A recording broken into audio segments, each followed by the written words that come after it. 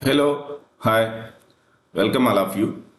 Today now we are going to discuss previous UPSC questions on the topics we have already covered in the previous lectures, that is impartiality and non-partisanship, neutrality, anonymity from chapter 3.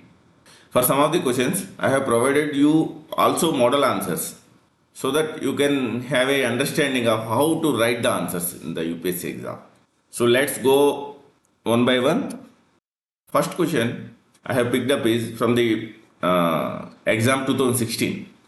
The question is, why should impartiality and non-partisanship be considered as foundational values in public services, especially in the present day socio-political context? Illustrate your answer with examples. So, coming to the question, why should impartiality and non-partisanship? So we have discussed already about impartiality and non-partisanship, whereas non-partisanship is an attitude and impartiality is behavior, and political impartiality is neutrality. This diagram already I have shared with you in our previous lectures. Here same question is asked, whatever we have discussed in the previous lecture, the same thing you have to provide as a answer to this question. Why should impartiality and non-partisanship be considered as foundational values in public services? See, you must know the difference between civil services versus civil servant versus public servant. I have already told you clear difference. I will again tell you. Civil services is based on meritocracy. You are clearing certain exam. You are clearing either UPSC exam or state services exam, and you are entering the bureaucracy. You are entering the civil services. So, based on your merit, you will be selected. Then, what about public servant? Public servant is a broader term, which you will include along with the civil service. Civil servants, it will also include elected representatives, judiciary, etc. And especially in the modern day good governance era, what we call good governance. In good governance era, there are multiple players. There is market, there is civil society organizations, there is state, media, etc. Everybody is working towards a one common objective, that is public welfare. So why impartiality and non-partisanship is considered as a foundational values in public services? So we have discussed in all the previous lectures that these are the foundational values for civil services, civil servant. But here the question is asked in a broader perspective, that is public services. So whatever the things applicable to the civil servant will be applicable to the all public servants. So whatever is applicable, why impartiality and non-partisanship is needed for civil servant, same will be applicable to the all public servants, especially in the present day socio-political context. See, everything is interrelated. That's why in every time I draw these concentric circles: administration, above that polity, above that economy, above that society, above that ethics. So you shall have clear-cut understanding. So here what he is asking, especially in the present day socio-political context. What is the socio-political context? How Indian society is, how our political setup is. Illustrate your answer with example. In every answer, you have to come out with a specific examples so that you will get more and more marks. For every point, you should write one example. Then only your answer will be differentiated from the rest of the others. Then you will get very good marks. See, here I am providing you a model answer. Model answer doesn't mean that it is a perfect answer. You have to think on these lines and you can accordingly modify the answer. You can edit, modify the answer what I am providing you. See, I have written the introduction like non-partisanship is attitude and impartiality is behavior, and you have to draw these diagrams also. I have provided you this diagram. You should draw this diagram in your answer. Then only you will get good marks. So non-partisanship is attitude and impartiality is behavior. Both are considered foundational values. Why both are considered foundational values? We have already discussed. Why they are foundational values in the present, especially in the present socio-political context. What is that socio-political context? What is society? Why they are required? They are required because our society is divided on caste, religious, region, etc. and so on. Our society is divided. So whosoever be the civil servant, whosoever be the public servant, he will be having impartiality. He will act without any bias.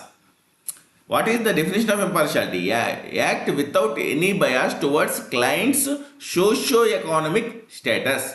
What is the social? That is caste, religion, region. What is economy? Rich, poor, etc.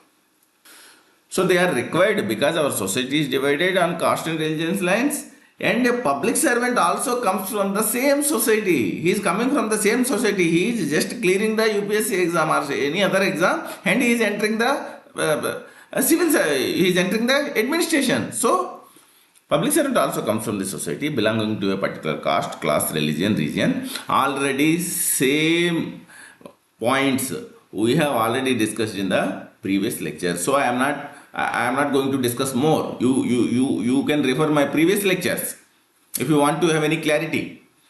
If he remains conscious of these parameters, he will make biased decisions and treat citizens based on their socio-economic status.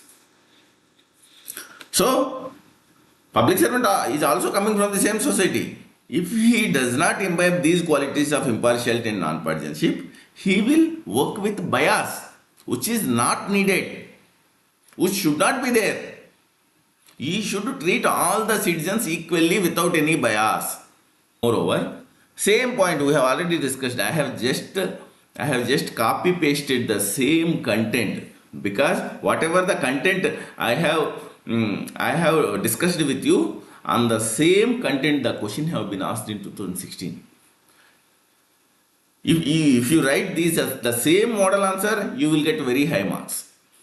If an officer is lazy or corrupt, and if departmental action is taken, he would blame his superiors of discrimination on caste or regional or any caste, region, religion, any lines.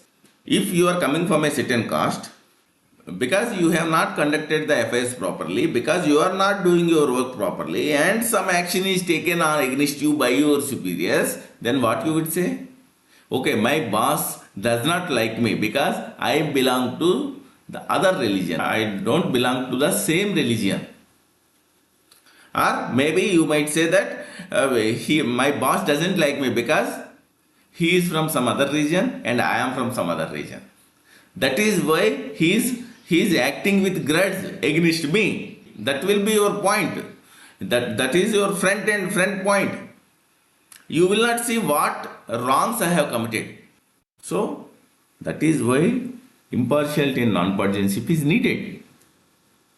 Example, I have already quoted this example in my previous lecture. Just refer my previous lectures. I will not repeat the example again. I have mentioned an example of a IFS officer, Devyani Kobragade's case. You might have some other examples from the recent current affairs. Then you can include those in your answer. Next is politicization of bureaucracy. This we have already discussed. You just go to the concentric circles diagram. Above administration, there is polity. So, politicization of bureaucracy. Why politicization of bureaucracy is happening? Why? Because politicians are preferring a convenient subordinate rather than a competent one. Why they are preferring a convenient subordinate? So that that subordinate or that administrator will implement whatever the task will be assigned to him. Whether that order might be legal or might be illegal or unconstitutional, but still he or she will implement that order without asking any single question. That is why politicians prefer a convenient subordinate rather than a competent one. As a result, bureaucrats are ready to do anything and everything for reward or fear. What is the reward? Reward is good posting, or reward may be in some cases money, monetary, or maybe non-monetary in terms of posting or some other benefit, foreign assignment, something. What is fear? Fear is you will be shunted out from there and you will be posted to a not such an important position. That is why we are witnessing mass transfer of officers after the government changes.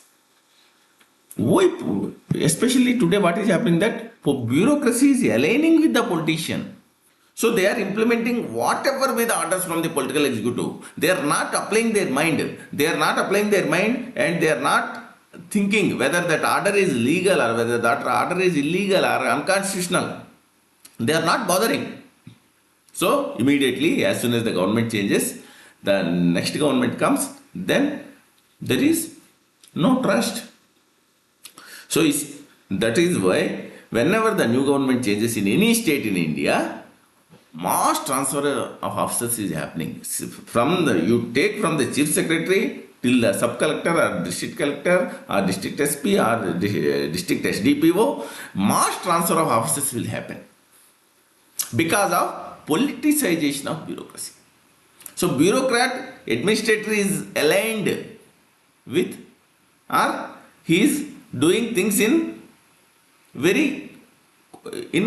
connivance with politician, which should not be there, because what we are saying is that impartiality, you should act impartially. So what is political impartiality? Neutrality. So you should serve all the political parties with the same enthusiasm. Politicization of bureaucracy. Next is crony capitalism and electoral. Again same, if you see the concentric circle diagram, where above politics, economy, money, crony capitalism and electoral politics.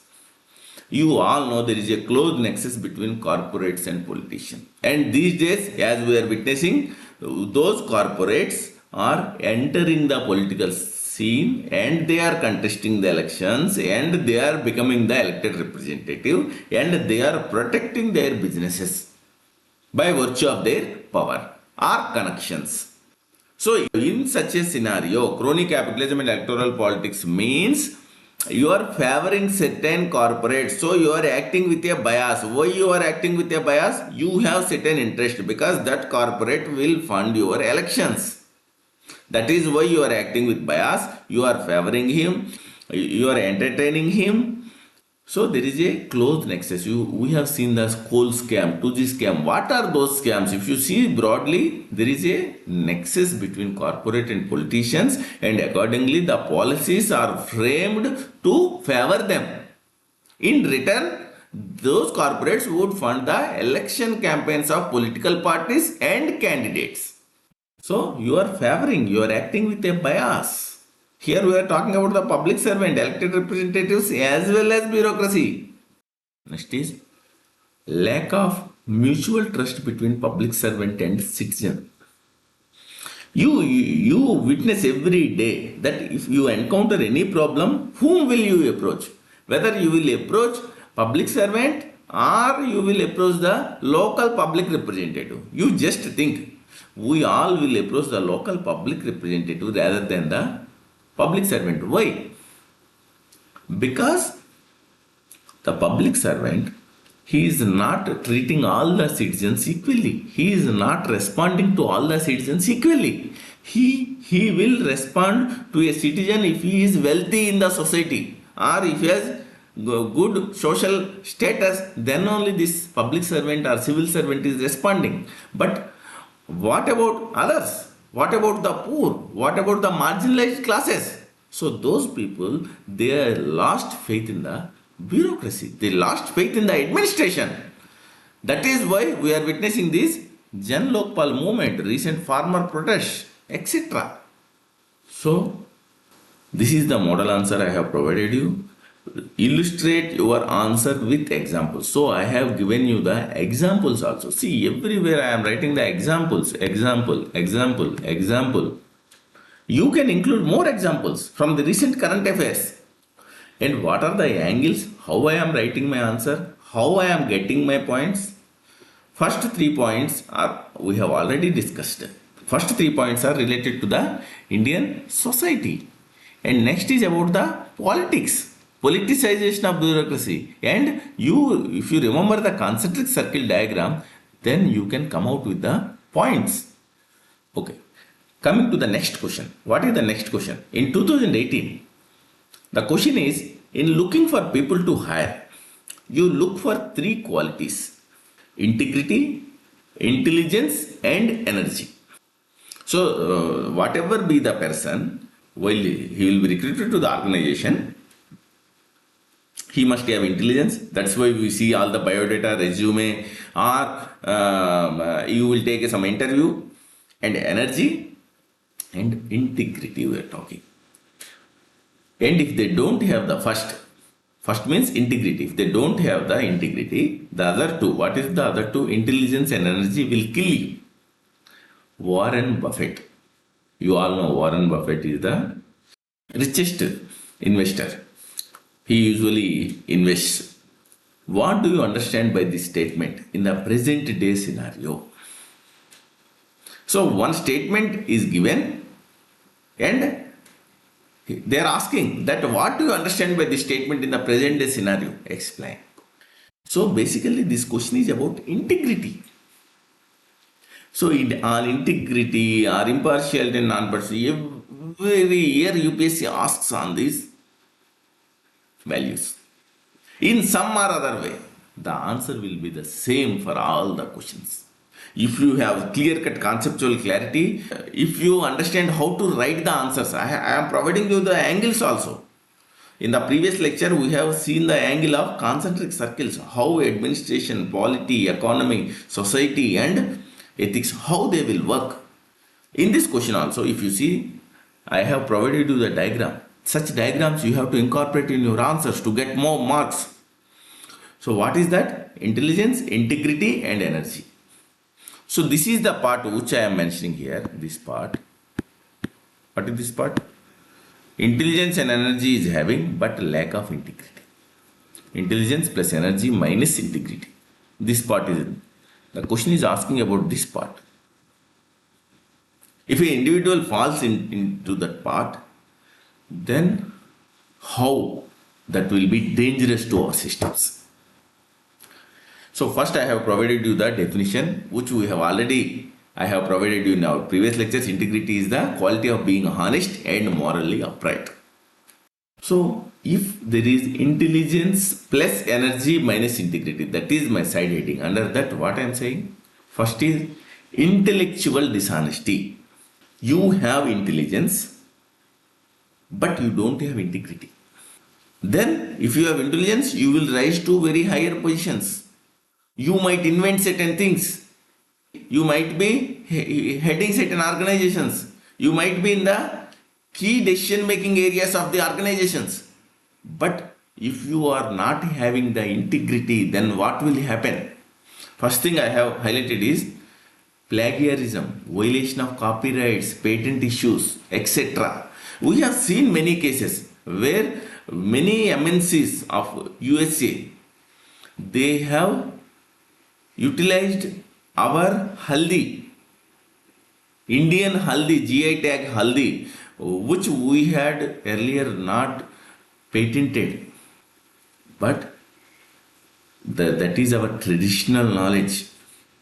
But USA's MNCs, multinational companies, they have utilized for their own advantage, for their own profits, violating certain international treaties, which we are now fighting in various international forums. That is violation of copyright, patent issues, plagiarism. You are some other guy has worked in the labs for so many years, and you have stealed all the information, all the thesis data, and you are presenting as of your own. That is called plagiarism. Violation of copyright, patent issues. Examples you can mention. There are so many examples. See, this intellectual dishonesty is the term on which UPSC has asked many times question on this topic, because this is very dangerous to the society. Second point also I am mentioning, gap between intentions and rhetoric. You find so many people in the society because it is a hypocritic society. Indian society is we consider as a hypocritic society. Why? Because there is a gap between intentions and rhetoric. What is integrity? I will do what I say I will do. There is an alignment between thought, words, and deeds. But what here is happening? There is a gap between intentions and rhetoric. You are talking, rhetoric means you are talking something else, and your intentions are something else. You are talking something else, your intentions are something else. That is why, if such people are at the top levels in the organizations, especially people at top levels in the organization are dishonest and lacking morals, then the whole organization's work culture will be vitiated. You have so many examples. I have just quoted here one example of corporate hospitals frauds exposed through book Whistleblower. You see, there are so many unethical practices that are happening in the corporate hospitals. Why? What these corporate hospitals owners or founders or managing directors, what they are claiming? They are claiming that they have established the institutions with a purpose of providing the affordable, accessible, highest standard healthcare to the people of this country. That is their rhetoric. What is their intentions? Their intentions are to earn more and more money. Hospitals, education institutions, they are being established in India with a profit motive, not with a service motive. That is very dangerous to our society. That is what I am saying. That is what intellectual dishonesty is all about. If your motive is something else, you are talking something else, so you are completely dishonest. Second point is that, first point we have discussed, that if intelligence and energy you are having, but you don't have integrity, then it is called, first is intellectual dishonesty, and second thing is that such persons in the organizations, they will commit immoral acts only. What are those immoral acts? How I am writing points here? What are the angles? All the angles I have discussed in my first or second lecture. You just refer my previous lectures where I have provided you certain angles. What are those angles? Personal benefit versus societal benefit. That is one angle. Short term versus long term. Means versus ends. Rights versus duties, etc. and so on. So from those angles only, in the last question I have provided to you the angle of concentric circles. In this I am providing you the angles of these angles. So first angle is personal benefit versus societal benefit. So what I am writing, such persons will put personal benefit always above any organizational or societal benefit. So what is that? Insider trading, leaking sensitive informations. Such kind of persons, if they are in army, they are leaking the sensitive information to our opponents. Those also we have seen. And what about insider trading? This is the most unpopular. For example, Indian origin born Indian origin born person, this Rajaratnam, he was sentenced for 11 years in the USA for insider trading. And also Martha Stewart, he has also done same kind of insider trading. Both are like, these are the famous cases, and there are many more such cases. You can browse the internet and you can be flooded with information. And such type of persons, what they will do? Doing fraud. They will commit fraud in the organizations. They will do corruption. Drug trials involving the poor. This is about the pharma companies. What is your motive? Your motive is maximizing your personal benefit, even though it will be disastrous for the society. You will not bother, you will not think, because you don't have integrity. That is why we are saying integrity is that's why we have already said that integrity is cornerstone of good governance. Integrity is the most important quality for a civil servant, most important value for a civil servant. Second point, another angle, short term versus long term. Such persons, what they will do? They will work with short term perspective. What is the example? Police officers in nexus with criminals, organized crime gangs for money, doing cyber crimes for earning money in short time. Yes, short term perspective. You are working with a short term perspective. What is that short term perspective? You will earn money, even though it might be disastrous for the society. It might have a lot of social repercussions. You will not bother. Or maybe you will allow certain companies to run violating environment regulations. Why? Because that company is bribing you. So you are giving permissions. You are not thinking about environment. You are not thinking about any flora, fauna in that area, etc. and so on. The same point I have mentioned will do certain actions which will be threat to environment and biodiversity. Next is means versus ends. This point, means versus ends. Such persons, they will focus on end result. They will overlook the means. So such persons, they will employ child labor to earn more profits for the company.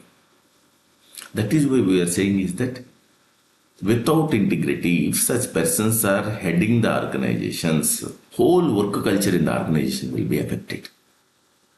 And if those persons are lacking integrity, that will be a threat to the society, threat to the environment. Conclusion, therefore, we need to inculcate integrity through continuous training. Moral values should be made part of curriculum in all schools. Men and women of integrity only can build inclusive societies, nations. See, writing conclusions, writing introduction, you should come with a very good introduction.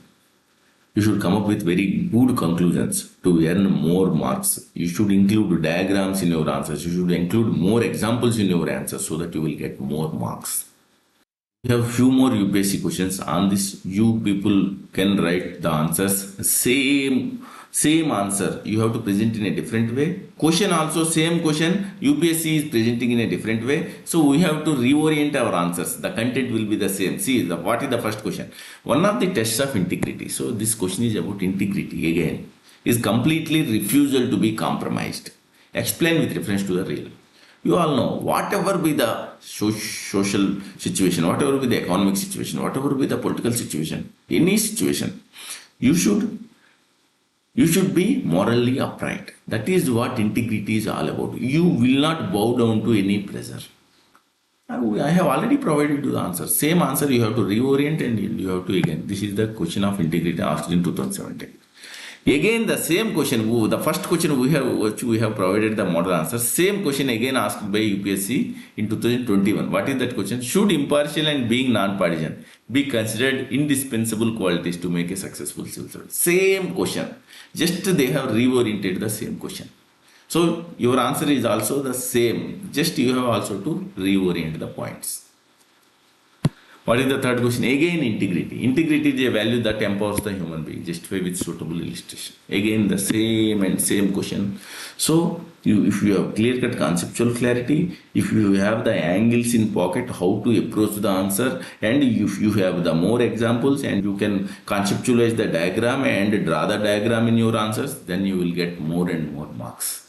I hope you have understood all the model answers. Now you can attempt these questions very easily and you can write very good answers in the exam. If you have any doubts, feel free to ask me on my mail and please subscribe to my channel. Thank you all.